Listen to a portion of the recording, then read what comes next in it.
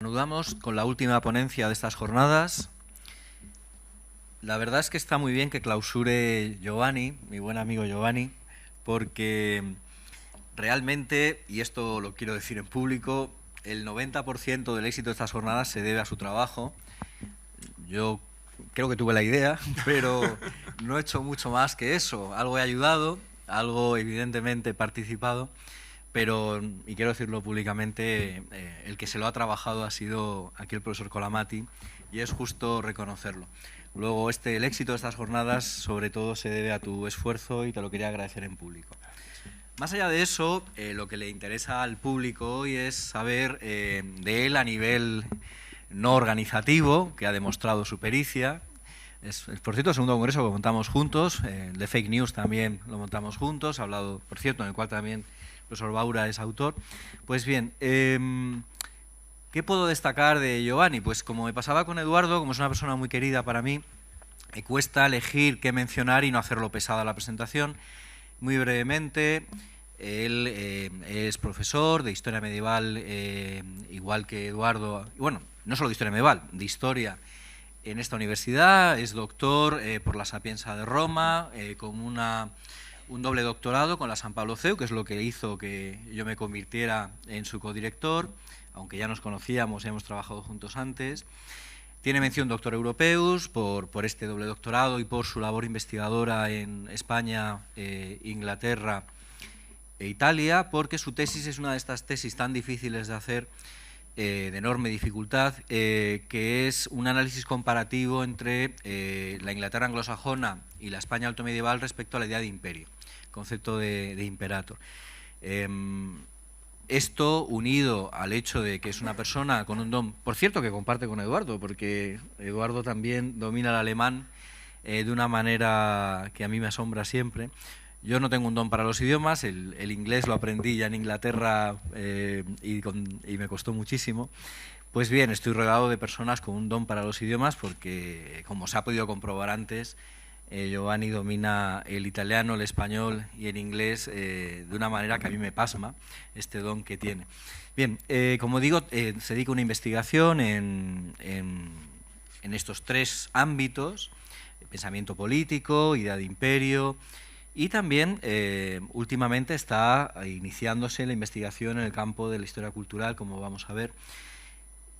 Y está muy bien, como digo, que cierre. Así que tienes la palabra, querido amigo. Quiero agradecer a Alejandro, de verdad, sobre todo porque es un privilegio, realmente, esta no es retórica, realmente un privilegio poder empezar mi camino aquí dentro de esta universidad, en la cual acabo de empezar, una universidad a la cual quiero mucho, en la cual me encuentro muy a gusto, decimos bajo un santo que santo no es, pero que claramente es un personaje que para mí, con el cual tengo una conexión personal, tanto como italiano y sobre todo, como en este caso, como italiano en exilio de alguna manera, italiano afuera de Italia, aunque yo no me considero en exilio porque estoy felizmente aquí en España. Y entonces, poder empezar este recorrido dentro de esta universidad y poder dedicar este primer encuentro a Dante, se me ha dado un privilegio que nadie en mi edad y con mi recorrido hasta ahora ha podido tener. Entonces lo quiero agradecer a Alejandro, que me ha apoyado en todo desde el principio en esta empresa. Dicho esto, también agradecer a vosotros que habéis aguantado hasta esta hora, que son ya las 6:10, con lo cual enhorabuena a vosotros. Espero que los últimos minutos durante los cuales estaremos juntos os resultarán bastante llevaderos. Yo tengo que empezar claramente explicando el título, el cual ha sido razón de muchas dudas por parte de muchos españoles. Durante esa semana yo prácticamente he hablado a todos los españoles que me cruzaba, amigos, compañeros, gente por la calle de este encuentro, y todo el mundo, al momento de leer mis títulos, que además es el más largo de todos, se ha perdido, porque hasta los príncipes cristianos llegaba, pero cuando alguien intentaba pronunciar Ghibellin Fuggiasco, porque la doble G en italiano es difícil de pronunciar, lo puedo entender, ya se perdía. Entonces yo creo que es justo explicar de qué voy a hablar y qué significa Ghibellin Fuggiasco. Bueno, de qué voy a hablar es sencillo. Yo voy a hablar si hoy con Alejandro, y de hecho por eso también es justo cerrar así como hemos empezado, con Alejandro hemos empezado con la idea de imperio en Dante, yo hoy me voy a dedicar, si él se ha dedicado a la ortodoxia, yo me voy a dedicar a la heterodoxia. en este caso. O sea, me voy a dedicar a todos aquellos que no entraban o por lo menos no encajaban dentro de la visión que tenía Dante de cómo tenía que ser el imperio y por lo tanto, como Alejandro bien ha explicado, cómo tenía que ser el mundo. ¿Quiénes son estos? Son los príncipes cristianos. Sí, porque en realidad Dante se encuentra en un momento muy complicado de la historia de Europa, un momento que de alguna manera chocaba decimos así, con su visión del mundo ideal así como lo quería él. Y ahora entonces, ¿por qué Ghibellin Fuggiasco? Ghibellin Fuggiasco es importante, yo creo que aquí resume, reanuda un poco todo lo que es la enorme complejidad de este personaje que a nosotros, nuestros ojos de hombres modernos, nos puede parecer incluso contradictorio, pero que os aseguro desde su punto de vista contradictorio no era. Nosotros todos sabemos, y aquí yo he llevado a Francesco D'Angelo y a Alfonso Marini, que tienen una larguísima experiencia de exámenes en la Sapienza, y sabemos que hay una de estas ciertas preguntas que si un estudiante se equivoca hay que mandarla a casa y decirle vuelva a la próxima convocatoria. No, normalmente en Italia Dante es güelfo, no es Ghibellin, que quede claro. El sentido que Dante vive como güelfo, se mueve como güelfo, actúa como güelfo y luego el problema es que Dante piensa como el mejor de los ghibellinos. ¿Qué significa güelfo y ghibellino? Para los que no estén al tanto, lo explico en dos palabras. Güelfos son los que están al lado del Papa, ghibellinos son los que están al lado del imperio, del emperador o los varios emperadores. Y entonces es interesante que para nosotros Dante técnicamente un güelfo, pero quien estudia más, como Alejandro ha demostrado, puede entender que ya hay una contradicción, porque es el güelfo más amante de la idea de imperio que podamos encontrarnos en toda la Italia del siglo XIII, XIV, probablemente en toda Europa. Y entonces, ¿de dónde viene esta expresión Ghibellin Fuggiasco? Lo cual nos hace entender que realmente, por alguien, este era un Ghibellin. Viene de otro autor italiano de muchos siglos después, de prácticamente 500 años después, medio milenio después, que es Ugo Foscolo.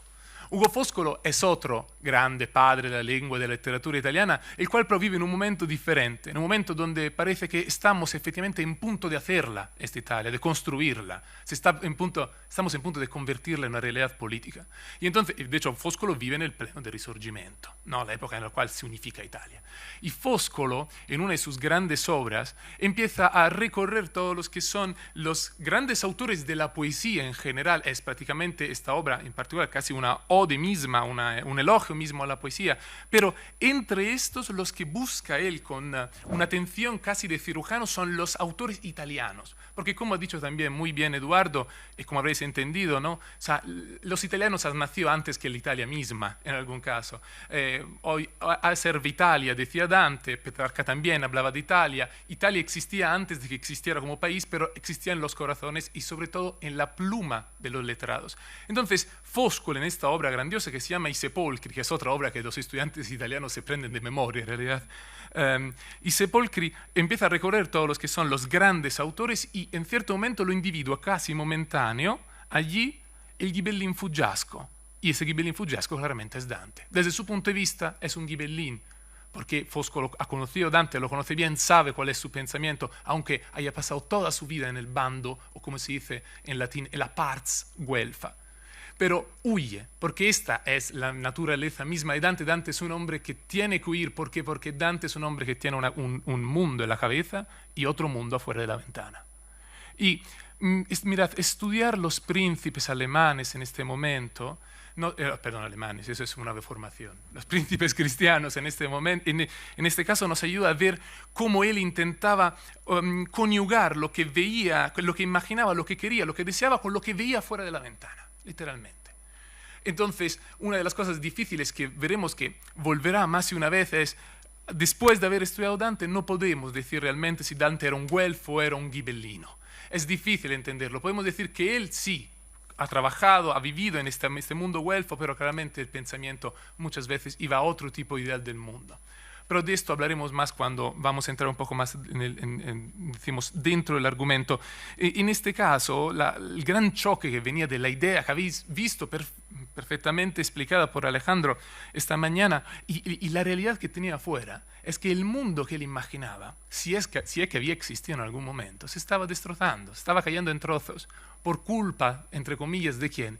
De aquellas que son las famosas monarquías nacionales. Bueno, hoy en día este término, monarquía nacional, en la historiografía se ha un poco perdido, se utiliza sobre todo para las monarquías de la más baja Edad Media, siglo XIV, XV, sobre todo ya XVI.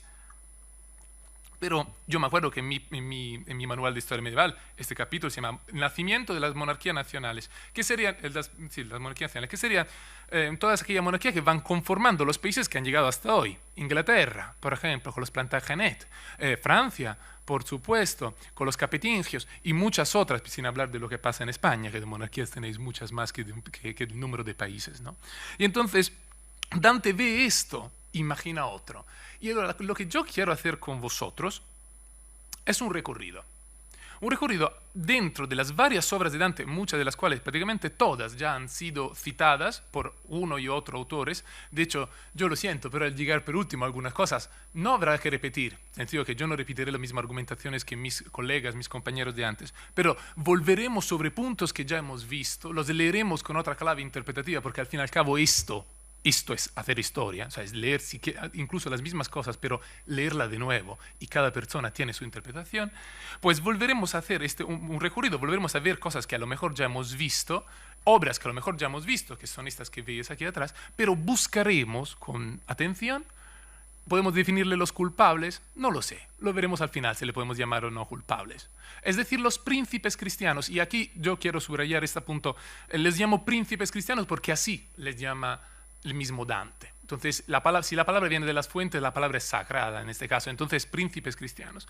Y entonces, en este recorrido, iremos a ver los que veis aquí. Son de 4 obras fundamentales, o mejor, 4 bloques.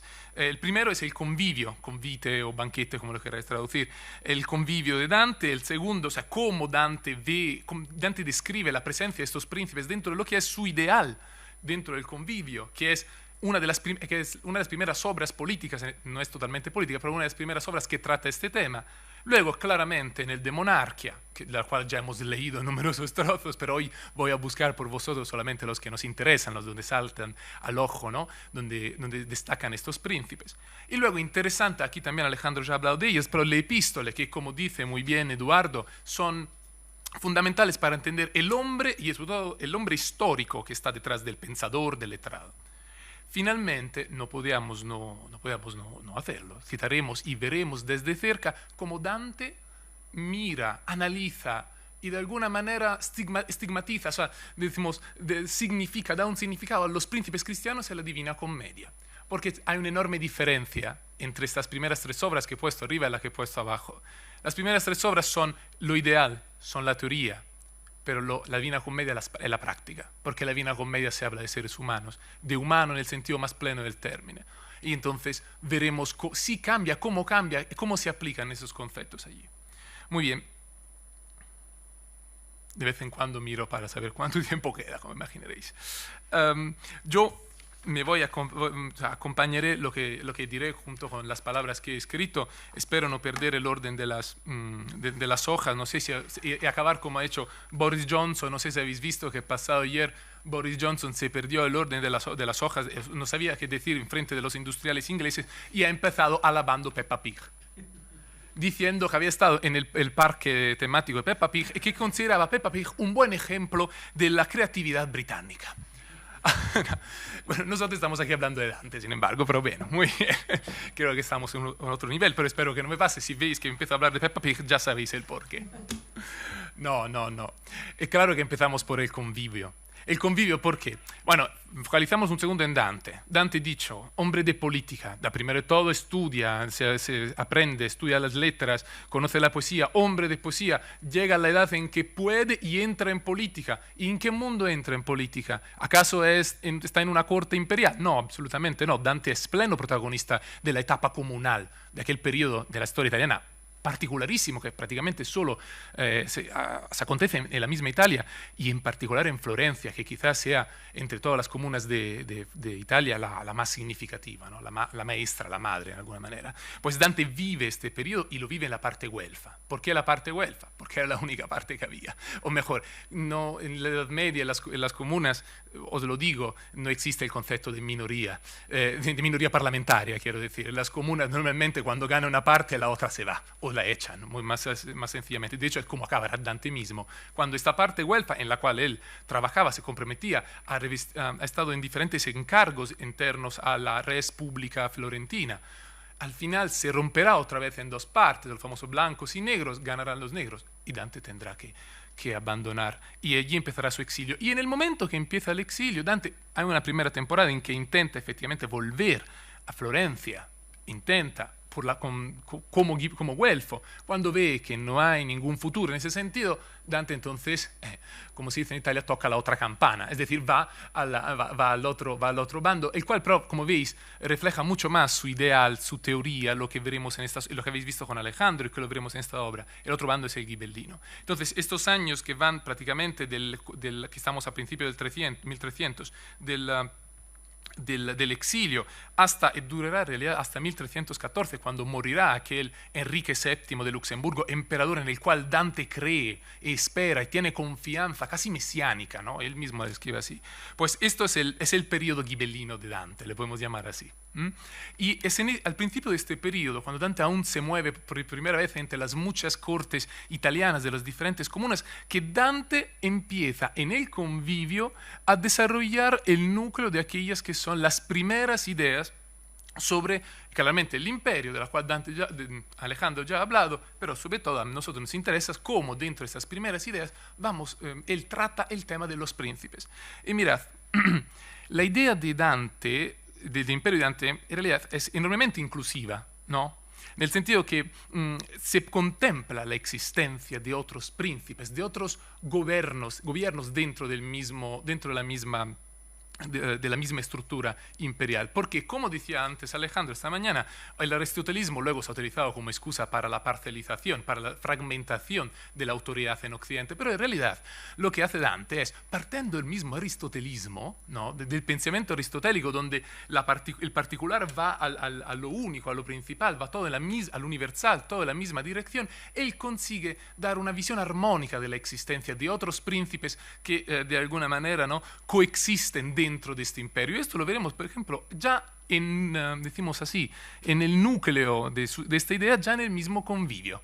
En el convivio, aquí, hablando de los príncipes, dice, de aquí que para cerrar el camino a estas guerras y a sus causas es necesario que toda la tierra y cuanto el género humano, como antes decía Alejandro, habla de género humano, le has dado poseer, constituya una monarquía. Esto es un único principado de un príncipe único, el cual, dominándolo todo y no pudiendo desear más, mantengan contentos ¿a quién? ¿A todo el pueblo que está bajo al mando del príncipe? No, mantenga contentos a todos los reyes dentro de los límites de sus reinos, de modo que estos vivan en paz entre sí, y en esta paz se asienten las ciudades, que también son contempladas, porque Dante claramente viene de una ciudad, Dante viene de una comuna, que es independiente. Se asienten las ciudades y en esta quietud se amen los vecinos, y en este amor las casas satisfagan sus indigencias, y así, satisfecha toda necesidad, viva el hombre felizmente, que es el fin para el cual el hombre ha nacido. ¿Veis? Aquí Dante no presenta a los príncipes cristianos como una anomalía, como un accidente, no, algo que no tenía que pasar. Todo lo contrario, los demás reyes tienen en realidad una relevancia filosófica, ¿no? Gracias a su existencia pueden participar del fin último del hombre. ¿Y cuál es el fin del último del hombre? Es vivir felizmente. Ellos tienen un papel filosófico, un papel humano, un papel incluso casi escatológico, podríamos decir. Es vivir felizmente. La condición sine qua non impuesta por el autor, pero es clarísima. Ellos tienen que estar sometidos a la autoridad imperial. De hecho, poco más adelante Dante vuelve sobre este punto diciendo, y este oficio recibe el nombre de imperio por antonomasia, sin adición alguna, por ser el gobernante que manda sobre todos los demás gobernantes. ¿Lo veis? Que no es Dante, o sea, lo ideal de Dante en realidad se aplica a una realidad que él ve, que mira a su alrededor. No es que no está totalmente teórico, no dice qué bonito sería vivir en un mundo donde solamente hay un único príncipe.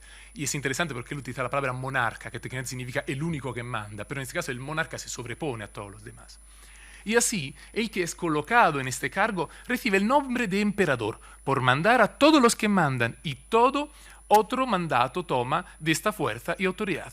Y así queda demostrado que la majestad y autoridad imperiales son lo más alto de la sociedad humana. Y esto, veis, ya lo dice todo prácticamente en el convivio. Pero tenemos que pasar, abandonamos un segundo el convivio, pasan los años, Dante empieza ya lo que es su obra la obra por la cual todos lo recordamos y por la cual ha sonado a vuestras orejas cuando alguien os ha hablado de este encuentro, lo habéis visto en el cartel, claramente la Divina Comedia.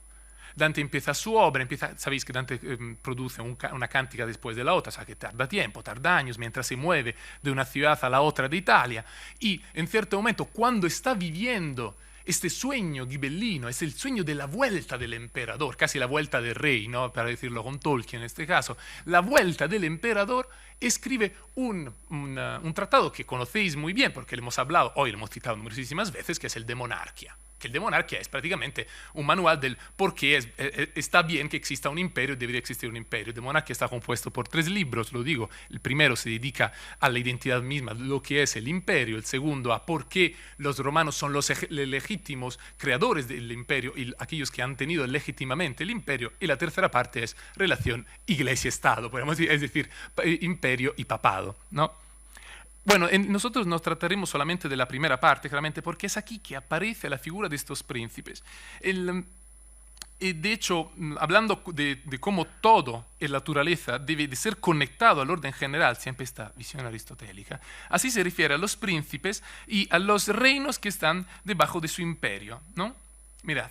Y así todas las partes que constituyen los reinos y los reinos mismos deben ser ordenados hacia el príncipe o principado, es decir, hacia monarca o monarquía. Esto lo hemos ya leído allí, pero leído en el convite, pero si seguimos adelante y vemos cómo Dante intenta explicar de manera lógica, con la férrea la lógica de hierro del hombre medieval, con la lógica aristotélica, todas estas argumentaciones. La monarquía no es un libro fácil de leer, no porque sea difícil, sino porque alguna vez resulta un poco pesado. Dante continuamente hace silogismos, dice si A es B, si B es C, con lo cual podemos decir que hay momentos donde no es particularmente fácil, pero generalmente lo que interesa a nosotros es ver cómo él quiere demostrar lógicamente, sin recorrer al sencillo, podemos decir, argumento de la divina providencia en este caso, sino lógicamente, como un hombre medieval, que es un hombre racional, la necesidad del imperio y cuál es el papel dentro de ese imperio de los príncipes.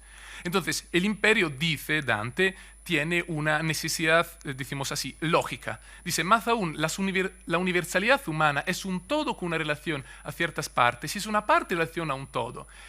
Es un todo en relación con los reinos particulares y a los pueblos, como demuestra lo dicho antes, y es una parte en relación al universo total. Y esto es obvio por sí mismo. Por lo tanto, así como las partes inferiores de la comunidad humana se corresponden bien con ella, así, esta comunidad, a su vez, debe corresponderse bien con todo su respectivo.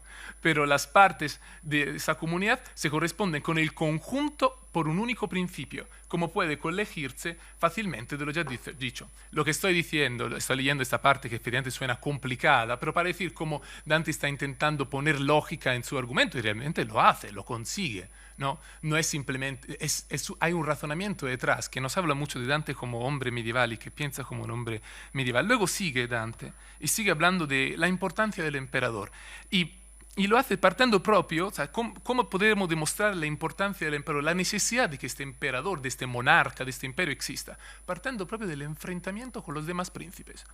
Porque Dante presenta, en este caso, el emperador como un primus inter pares, entonces hay pares. Entonces, ¿cuál es el problema que producen los pares en este caso? Dice Dante, donde puede surgir un litigio, debe haber un juez que lo juzgue. De lo contrario, tendríamos una imperfección sin su corrección propia, lo cual es imposible, pues Dios y la naturaleza no faltan en lo necesario. Entre dos príncipes, cualesquiera independientes, el uno del otro puede darse, como es obvio, un litigio por culpa propia o también por culpa de los súbditos. Luego, es necesario que haya quien juzgue entre ellos y como uno no puede conocer de los derechos del otro por no estarle sujeto, pues el igual no tiene potestad sobre igual. Es menester que haya un tercer con mayor jurisdicción y que tenga ambos bajo su poder, y este será un monarca, y no solo será. Prácticamente el monarca es la llave, ¿no?, dentro de un arco, es la pieza central que permite que todo se mantenga de pie. Y se contempla que es necesario justamente en relación a los príncipes, a los que forman parte, que de alguna manera corrigen este imperio. Corrigen, es decir, que rigen juntos, no corrigen. Bien, entonces, el problema, dice Dante, es que no puede haber dos personas iguales. siempre tiene que haber alguien que está por encima del otro, si no la estructura simplemente no se sustenta, no aguanta. Dante sigue explicando luego esta opción, la razón por la cual la opción imperio, la podemos llamar así, es la respuesta mejor, porque dice él, a tener un poder completo no tiene competencia. Por tanto, si no tiene competencia, y mirad cómo aquí vuelve otra vez el hombre visto en la manera puramente medieval, si no tienes competencias, no tienes apetitos. Y los apetitos mal direccionados son los que pueden, ¿no?, de alguna manera, hacer que se caiga toda la estructura. Dice Dante, donde no hay objeto alguno que pueda ser deseado, es imposible que exista apetito, porque destruidos los objetos de pasiones, éstas no pueden subsistir. Pero el monarca no tiene nada que desear porque su jurisdicción termina solamente con el océano. Lo que dice hoy el Alejandro, ¿no? O sea, que técnicamente no hay fin, o mejor, hay fin allí donde define no la cristianidad, todo el género humano, literalmente. Lo cual no ocurre con los demás príncipes, cuyos principados terminan donde empiezan los otros. Y luego Dante tiene que hacer un malum exemplum, sería latino, o sea, un mal ejemplo. Y adivinad quién elige como mal ejemplo. Elige vuestros príncipes, lo siento mucho, pero habla claramente de los príncipes españoles, porque dice, por ejemplo, dice Dante, el reino de Castilla está limitado por el reino de Aragón, dice, es cosa nota incluso a Dante, que vivía a muchos kilómetros de distancia, que reyes de Castilla y de Aragón, menos cuando compartían, o sea, cuando uno hacía casar la hija con el otro, normalmente estaban en guerra, o por lo menos no se llevaban particularmente bien, no siempre. De donde se sigue que entre todos los mortales el monarca está en condición de ser sujeto más sincero de la justicia. El monarca tiene esto. El monarca es el único hombre que es tan libre que puede siempre, siempre, siempre mirar al bien común. Y esto, lo de mirar al bien común, es claramente la política de Aristóteles, ¿no? La monarquía es buena, la tiranía es mala porque el monarca mira al bien común, el tirano no, mira su bien personal. Bueno, y como el monarca es entre todos los mortales la causa más universal para que los hombres vivan bien, pues como hemos dicho, los restantes príncipes actúan movidos por él. Resulta que es el monarca quien más ama al bien de los hombres, pues si es monarca no puede tener enemigos. Esto es el plano que a nosotros realmente nos parece ideal, pero que la cabeza de Dante funciona. Y que de alguna manera, veis, Dante no es perdóname un segundo que veo. Dante no es un romántico nostálgico que le gustaría que el mundo fuese de otra manera. Dante es un hombre que mira al mundo a su alrededor, nota, conoce perfectamente porque ha estado dentro todas las debilidades y sin embargo propone algo. Propone algo que hace funcionar todo, que está en pleno respeto a la naturaleza, que es la naturaleza humana, quiero decir. Y entonces sigue, y yo ya ahora voy terminando la parte de la monarquía porque mucho nos queda con la Divina Comedia, pero sigue cuando dice que esta cosa que el monarca es efectivamente el protector del bien común, ¿no? El género humano, otra vez todo, no solamente los cristianos, solo cuando gobierna un único monarca vive por sí y no a merced de otro. Solo entonces se enderezan los regímenes políticos desviados, porque Dante habla de regímenes políticos desviados. Aquellos que no están debajo de la dirección del monarca, que necesariamente es bueno, porque necesariamente no tiene enemigos, por tanto no tiene apetitos. Aquellos que miran a su bien, que son pequeños tiranos debajo del monarca, son regímenes desviados, como son las democracias, cuidado, las oligarquías y las tiranías, que mantienen en la servidumbre al género humano, como se ve cuando uno las recorre, y gobierna reyes, aristócratas, llamados también los mejores y pueblos celosos de su libertad, porque siendo el monarca quien más ama a los hombres, siempre repite, desea, como ya se ha dicho, que todos lleguen a ser buenos, cosa que no ocurre bajo el gobierno de los políticos tortuosos. Y políticos tortuosos, regímenes desviados, será lo que veremos en la Divina Comedia, donde Dante deja la tranquilidad de la teoría y se ensucia, se empapa de humanidad y por tanto también de la práctica, de muchas veces de lo real, ¿no? Decimos así. Bien, simplemente para terminar este discurso sobre la monarquía, cómo funcionan las leyes. Antes hemos dicho que, y de hecho una de las cosas que lleva a este momento de las monarquías nacionales es que poco a poco a estos reyes, y en realidad el primero a inventárselo ha sido Alfonso X y luego Felipe IV el Hermoso, de alguna manera lo ha reutilizado y ha cambiado el nombre al final de la hoja, parte del famoso principio del rex est imperator y regno suo, ¿no? O sea que se empieza a ir incluso a nivel, decimos así, legal, jurídico, a cierta autonomía, autodeterminación jurídica que constituye estos fenómenos de las monarquías nacionales. Pues Dante responde también a este problema y lo dice de manera muy clara. Dice siempre las naciones, reinos y ciudades, naciones, reinos y ciudades, porque Dante es un hombre de una ciudad, un hombre urbano, poseen cualidades propias. Dante ha participado al mundo ciudadano, al mundo comunal, no podía claramente cambiar totalmente de idea mientras escribía, ¿no? Pues sí, poseen cualidades propias que conviene regular con leyes diferentes, pues la ley es una regla directiva de la vida. El género humano, en lo que tiene de común y a todo compete, debe ser regido por el monarca y conducido por una regla común a la paz, la cual regla o ley deben recibirlas los príncipes particulares. Dante no está proponiendo una idea de imperio que nosotros tenemos muchas veces, como decía antes Alejandro, los únicos que pueden rescatar el imperio son los de Star Wars, de Guerras Galácticas. No, claramente Dante tiene una visión de imperio que es un imperio que recibe también estímulos de lo bajo. Él dice que las ciudades pueden y deben legislar por sí mismas, pero al mismo tiempo tienen que recibir las órdenes del alto, porque quien está en alto es quien puede y sabe mirar al bien común. Bueno, con esto claramente cerramos la parte relativa a la monarquía, porque ahora empezamos a pasar a la práctica, aunque no es del todo práctica, empezamos a cambiar de obra. Dejamos entonces lo que es la monarquía y concentrámonos en lo que son las epístolas. Las epístolas Dante las escribe cuando está ya dentro de este sueño imperial al cual él participa.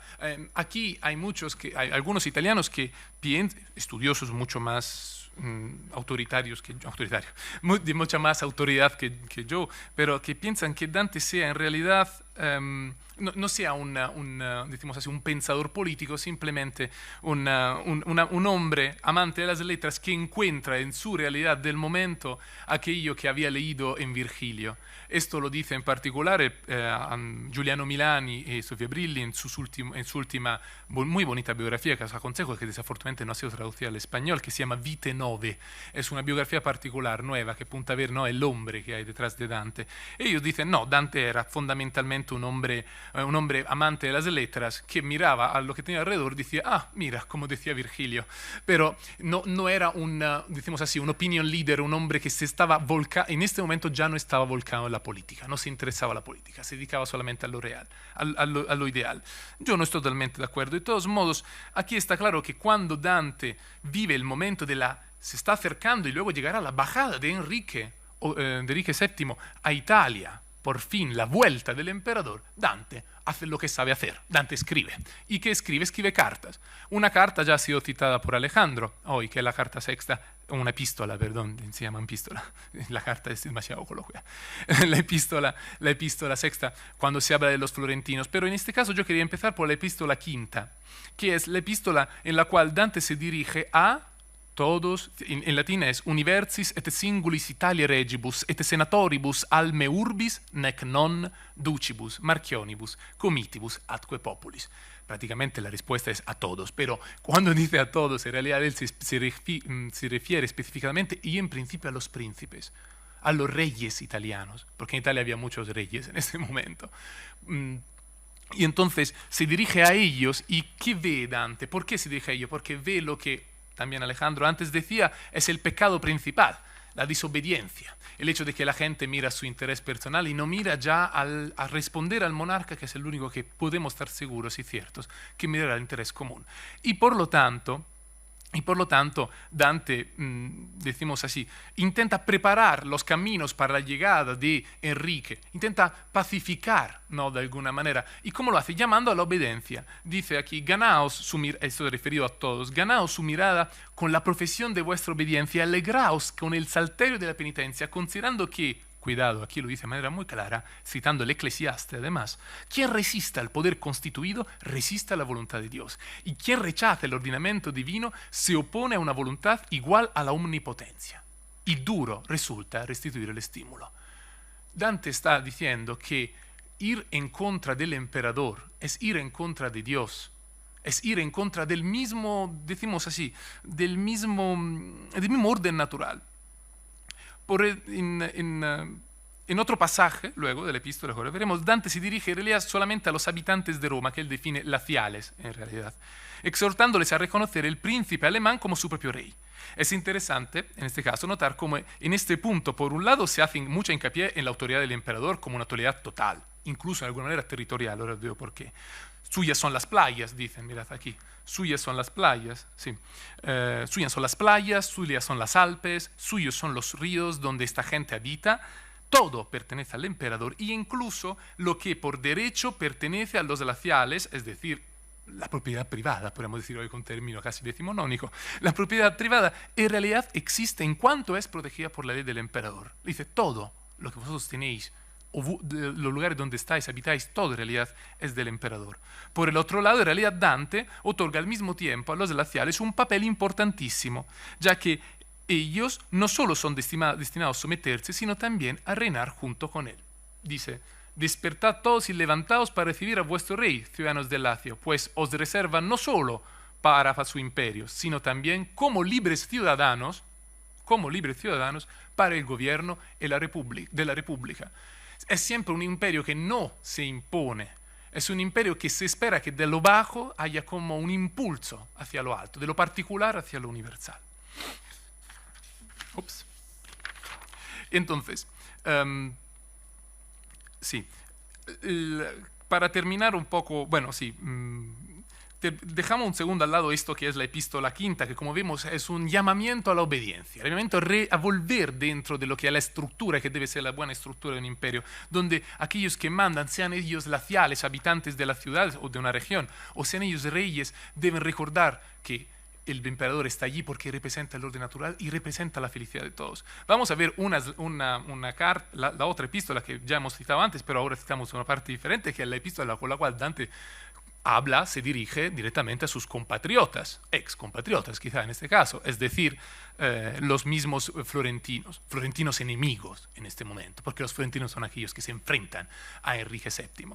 Y entonces dice Dante, ¿por qué entonces, arrastrados por una opinión tan infundada como nuevos babilonios, os separáis del legítimo imperio e intentáis fundar nuevos reinos para establecer un nuevo régimen político, un régimen florentino diferente al de Roma? Lo que Dante hace aquí, dice que los florentinos han intentado construir en latín es Florentina Civilitas, independiente del Estado romano, y por esto simplemente la cosa no se puede hacer, porque no es posible, no se puede ser independiente del Estado romano. Nos sorprende pensar que el autor, de hecho, el autor de esta invectiva ha podido cubrir numerosos encargos dentro de la comuna florentina. Pero es así, y yo personalmente no creo que esto sea necesariamente un tipo de hipocresía. Lo que decía antes, y con esto terminamos y luego nos metemos en la Divina Commedia, pero pongámonos un segundo en la piel de Dante. Dante nace en una ciudad y en una Italia que están divididas en partes, hemos dicho la Guelfa y la Ghibellina, en una Europa que aún vivía la resaca de aquel periodo que había sido la lucha entre papado e imperio, además que acababa de salir de una temporada que podemos definir gloriosas por algunos o nefasta por otros, que era la temporada de los Staufen, ¿no?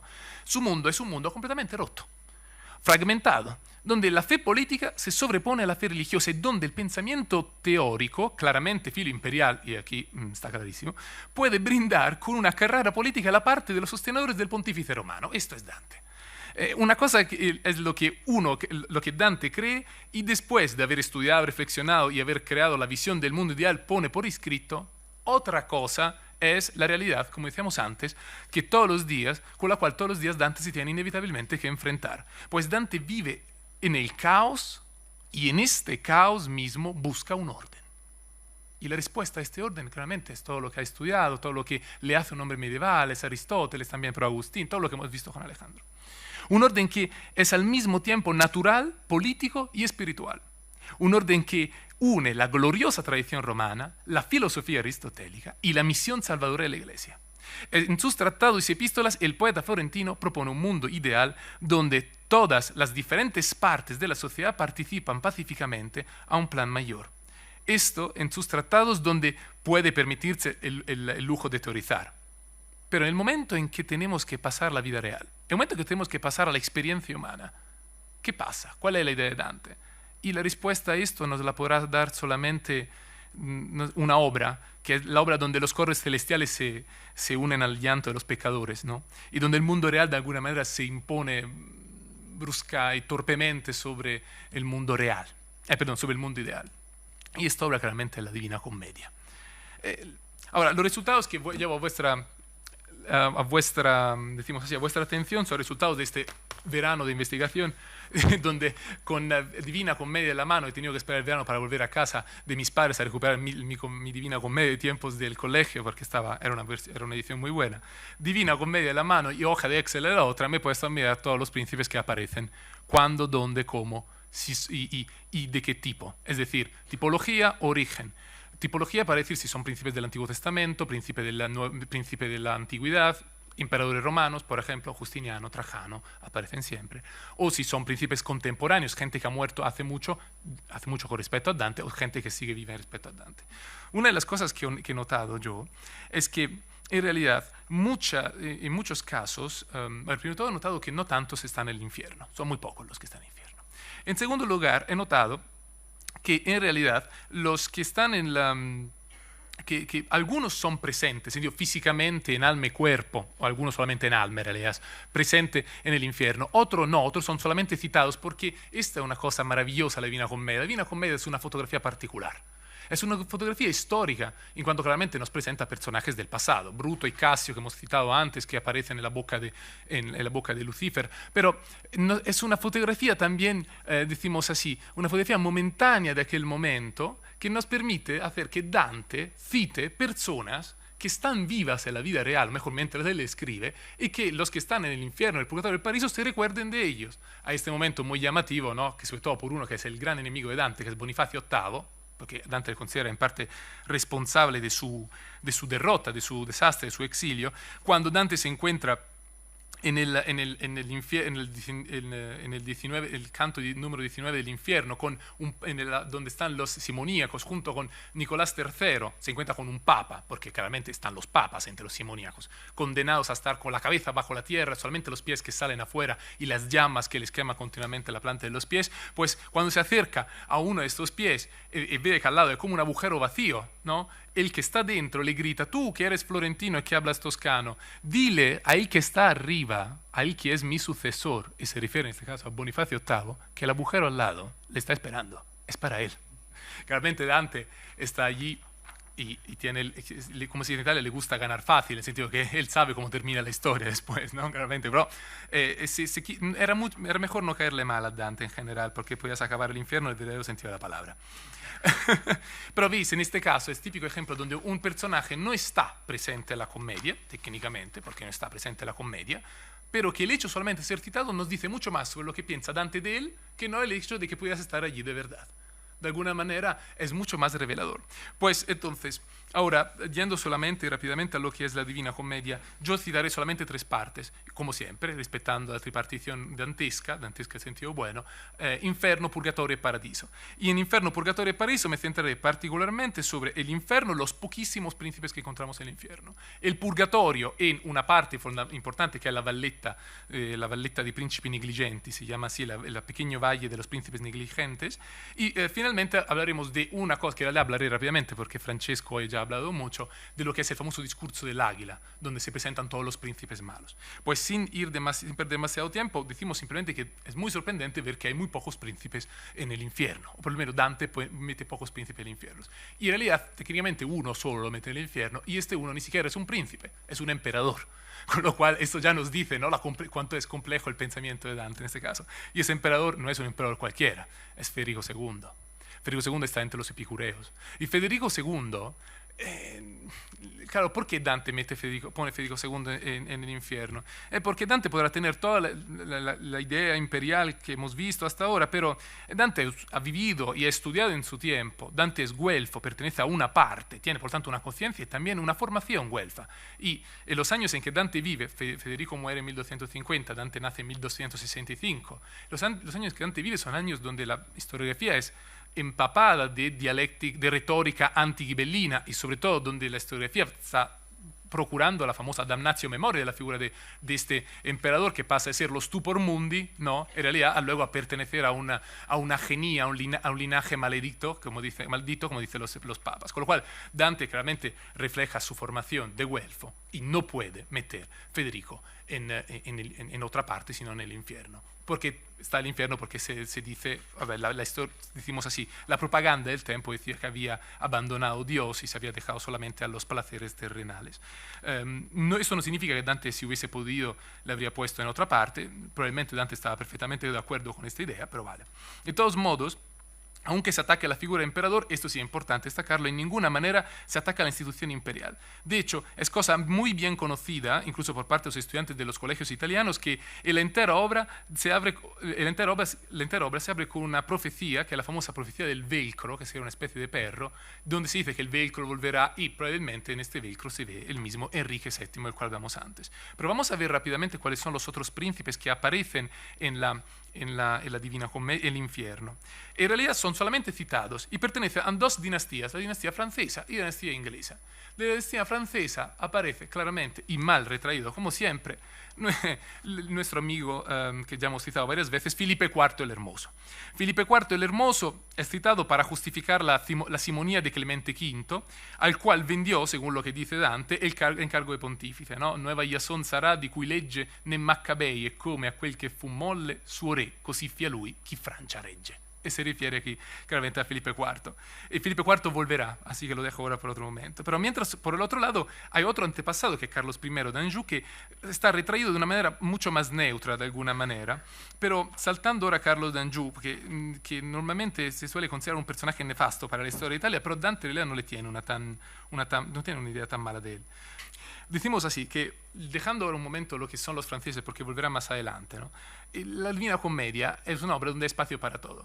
Hay espacio incluso para el gossip, muchas veces. Dante escribe, relata muchos de las voces que pasan por Europa y muchas también de las cosas más turbias, incluso las historias de crimen. Como es esto el caso, ¿no?, de Enrico de Cornualles, que es el hijo del famoso Ricardo de Cornualles, rey de los romanos, que intentó quitar por lo menos el imperio a Alfonso X durante el fecho del imperio. Sí, aquí, en este momento, el pasaje que veis aquí, que es el 118, sí, no es tanto un papa a hablar, como hemos visto antes por el caso de Nicolás III, sino uno de los más destacados protagonistas de la crónica negra de su tiempo. El nombre es Guido de Montfort.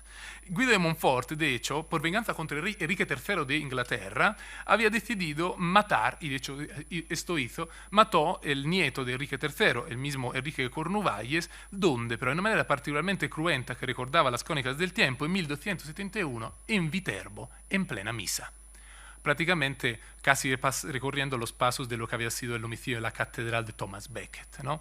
Y de hecho dice: mostrocci un'ombra dall'un canto sola, dicendo: colui fesse in gembo a Dio l'or che sunta misi ancor si cola. Porque el dolor fue tan, o sea, la cosa fue tan impactante para el tiempo que se estableció una especie de culto a este personaje, Enrique de Cornualles. Y no termina aquí, porque los otros reyes ingleses que también se citan son reyes citados por, decimos así, historias de crimen.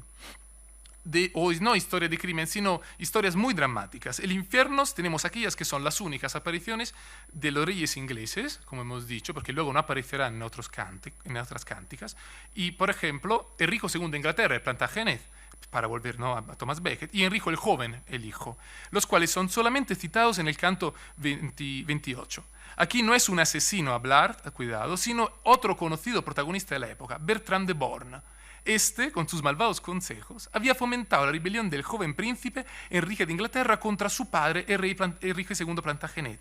Dante es particularmente severo con quien fomenta la revuelta y así ataca al orden natural del mundo. Es porque por haber separado dos personas, y por esto, por la ley del contrapaso, que es la ley que establece la pena después de la muerte, ¿no?, por haber separado dos personas, Bertrand de Born está condenado a separar su cabeza de su cuerpo y utilizar su cabeza como linterna para alumbrarse durante el camino. Y esta es la representación de Gustave de Doré. Ahora, pasando a los que son los del purgatorio, que son en realidad el centro, después ya podremos terminar en realidad. El purgatorio es la cántica con la mayor concentración de príncipes cristianos, tanto citados como presentes. Y la gran mayoría de ellos se encuentra en un lugar muy específico, el pequeño valle que se sitúa en el antipurgatorio, llamado por los comentadores la valletta dei principi negligenti. Y como dice el mismo nombre, en este lugar encontramos una alta concentración de príncipes, pero la negligencia aquí no es una prerrogativa de estos personajes. Es el entero antipurgatorio, de hecho, está pensado para todos aquellos que fueron negligentes, en cuanto tardaron en confiar en Dios y en convertirse o en vivir según la virtud. Porque estamos en el purgatorio, no estamos en el infierno. No hay pecado, no hay un pecado importante. Desde este punto de vista, estos no son culpables de haber pecado, porque de hecho no han realmente pecado, o si lo han hecho, se han arrepentido poco antes de la muerte. El antipurgatorio, por lo tanto, es la sala de espera por la cual cada alma debe de pasar antes de comenzar la auténtica terapia que es el purgatorio. Aquí, en la última balsa, así lo llamamos en Italia, la parte del purgatorio, Dante y Virgilio se encuentran en un valle florido, mira la descripción, un valle florido donde están reunidos muchos príncipes fallecidos poco antes del año 1300, que es el año en el cual se sitúa la Divina Comedia. Sí, porque una de las características del purgatorio es que se trata de un estado transicional a diferencia de los demás dos, que se basa sobre todo en el concepto de donación o benaventuranzas eternas. El personaje que acompañará a los dos poetas, danación, no donación, perdón. El personaje que acompañará a los dos poetas en este momento se llama Sordello de Goito y puede resultar poco conocido a nuestro entendimiento, pero en realidad Sordello era probablemente uno de los hombres más conocidos del tiempo en las varias cortes europeas. Sordello era un poeta, era un trovador, un hombre que venía de Mantua, había dado vueltas a muchas cortes italianas, de las cuales sistemáticamente había tenido que huir por temas de adulterio. Y después de haber abandonado las cortes italianas, empieza a recorrer otras cortes.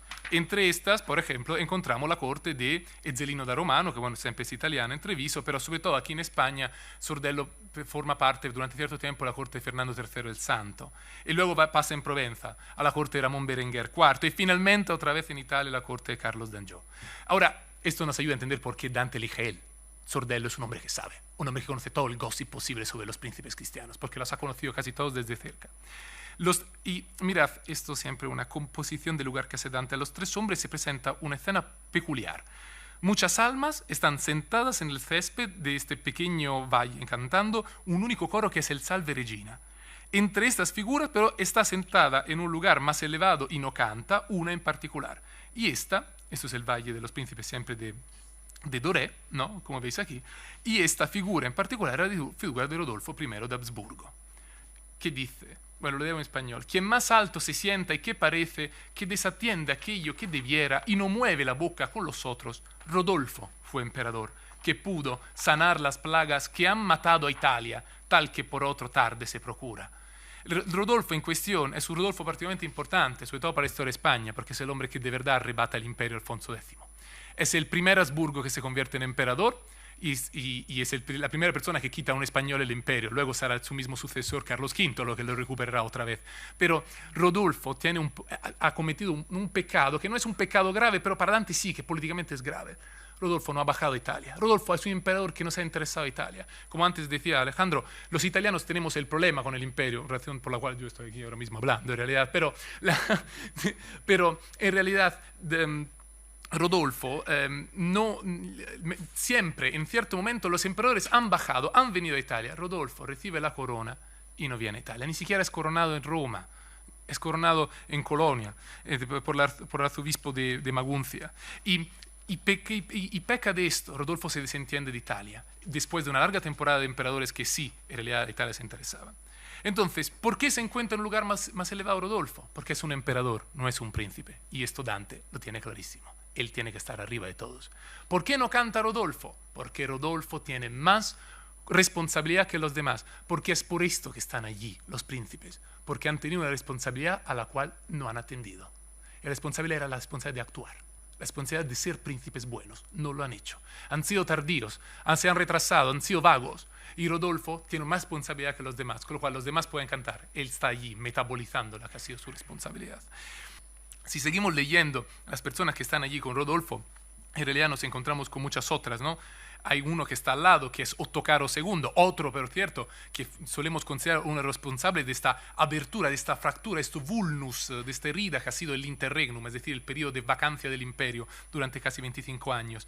Ottocaro II es lo que se dice, parece que había votado 2 veces, una vez a Ricardo Cornualla y la otra a Alfonso X, con la cual había empezado todo, y que luego se había enfrentado al mismo Rodolfo cuando Rodolfo había llegado al poder. Pues allí está allí está Ottocaro, y Dante no habla tan mal de Ottocaro, cuanto más bien de su hijo, que en este caso es el barbudo Venceslao, como llama él, famoso por su libertinaje. Con lo cual veis, por un lado inacción, por el otro libertinaje, es decir, mirar más a su interés personal que no al interés común. Y luego sigue adelante, refiriéndose en realidad a los muchos franceses que estaban allí. Y dice, y aquel chatito que muy junto charla, con ese de un aspecto tan benévolo, murió escapando y desflorando el lirio.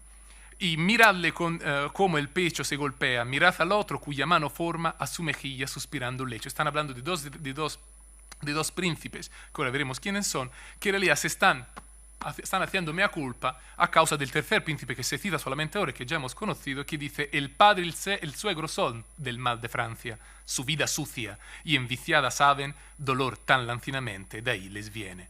¿Quién es el mal de Francia? Otra vez más, el mal de Francia es Felipe IV el Hermoso, ¿no?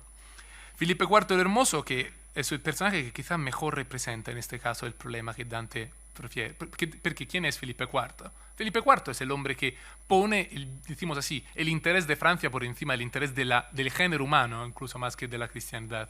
Pone el interés de Francia por encima de cualquier otra cosa. Es el disertor número 1, ¿no? Y es por eso que Felipe IV es un fantasma de la comedia. Felipe IV no está presente en la comedia porque está vivo mientras Dante escribe, pero Dante yo diría que dice claramente lo que piensa de él, sobre todo cuando en el discurso del canto, en el discurso del águila, ¿no?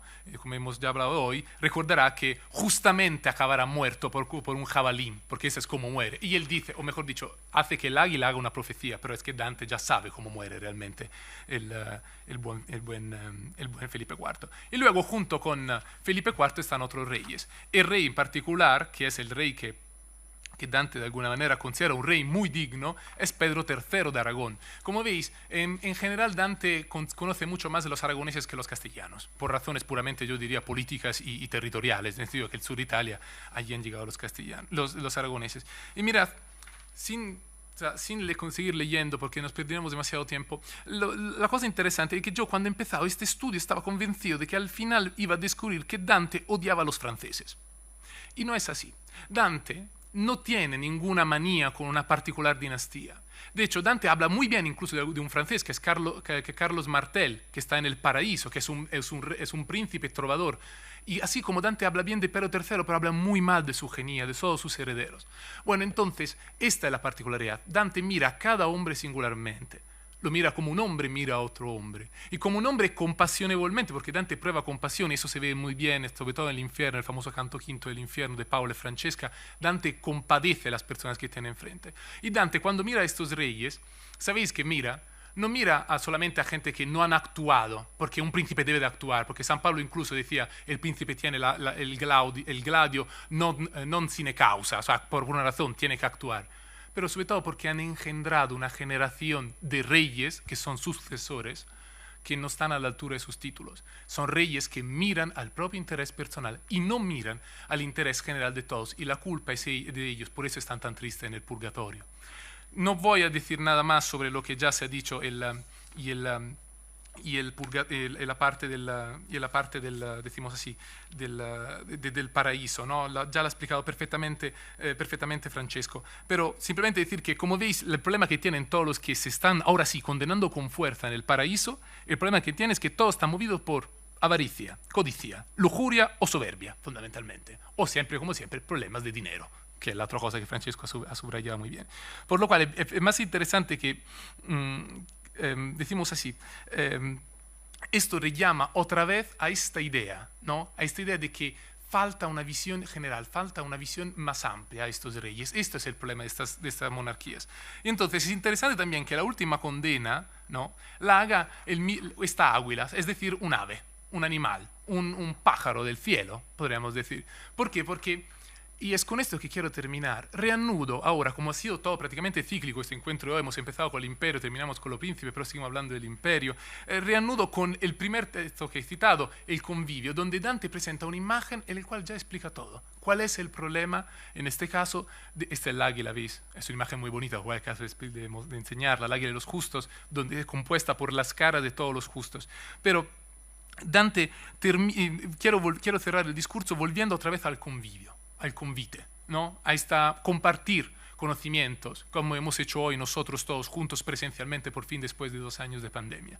Y en el convite Dante presenta esta imagen, una imagen donde dice, con una metáfora explica cuál es el problema, dice él, de estos gobernantes. Oh desgraciados los que hoy gobernáis, y se refiere a hoy, es decir, aquellos que viven en su tiempo, aquellos que son los hijos de que Él ha puesto en el purgatorio, porque pobres almas no son pecadores, pero no han sido padres suficientemente buenos y no han actuado bastante bien. Por esto nos encontramos en la situación en la cual nos encontramos. Y más desgraciados aún los que hoy sois gobernados, ninguna autoridad filosófica se une a vuestros mandatos, ni por el estudio personal, ni por el consejo de otros. Aquí lo que dice Dante, y por eso yo es un pequeño, decimos, devolverle algo a Alejandro, que como sabéis es un experto de todo lo que es el tema de la sabiduría y de la relación entre la regalidad, los reyes, la monarquía y la sabiduría. Aquí Dante pone el dedo en una llaga. Dice, el problema de estos reyes, ¿sabéis cuál es? Es que no entienden la importancia, dice él, de la autoridad filosófica. Es decir, de la capacidad de saber reconocer la necesidad de buscar el bien común. Y de hecho dice, el problema es esto, es que no saben, no conocen, no son sabios, a lo mejor me equivoco en decirlo, Alejandro luego me desvergonzará probablemente, pero dice, el problema es esto, dice él, de tal modo que a todos se les pueden aplicar aquellas palabras del Eclesiaste, ay de ti tierra, que tienes por rey a un niño y cuyos gobernantes banquetan a la mañana. En cambio, no hay pueblo al que se le pueda decir gobernantes, se pueda decir lo que sigue. Bienaventurada tú, tierra, porque tienes por rey un hombre noble y cuyos gobernantes come a su tiempo para refección, mas no para beber. Presentad, atención, enemigos de Dios, a los flancos vosotros que habéis tomado la vara del gobierno de Italia, y habla a vosotros, los reyes Carlos y Federico, y a vosotros, los demás príncipes tiranos. Mirad quién se sienta a vuestro lado para aconsejaros, y contad el número de veces que durante el día os proponen vuestros consejeros el fin verdadero de la vida humana. Este es el problema. La gente de ahora o no es sabia o no está rodeada de sabios, por lo tanto se pierde el norte. El norte es el fin verdadero de la raza humana, del género humano, que es la felicidad, como decíamos antes cuando leíamos la monarquía. Mejor os estaría volar bajo como las golondrinas que no como buitres dar vueltas altísimas sobre las cosas más viles. Otra vez más un ave nos cuenta lo que piensa Dante de verdad. Y otra vez más la imagen es maravillosa y perfectamente explicativa, porque si lo pensáis, ¿qué es un buitre? Sí, vola más alto que las golondrinas, eso es verdad, pero ¿para hacer qué? Para mirar hacia el suelo, para mirar la parte peor de la humanidad, para mirar lo que queda de la humanidad, para mirar a los cadáveres, para buscar cadáveres y para alimentarse de los cadáveres de la humanidad. Esta es la imagen que da Dante. Ellos quieren ser águilas, pero deberían ser golondrinas. ¿Cuál es la diferencia entre un águila y una golondrina? Es la diferencia entre entre un águila y un buitre. Es que el buitre volerá alto, pero mira abajo. El águila, sin embargo, vola incluso más alto y, como siempre, mira las estrellas. Muchas gracias. Vamos a dar esto por concluido. Muchísimas gracias por vuestra asistencia, por aguantar hasta tan tarde. Un placer y espero que nos veamos en ulteriores congresos. Muchísimas gracias. Gracias.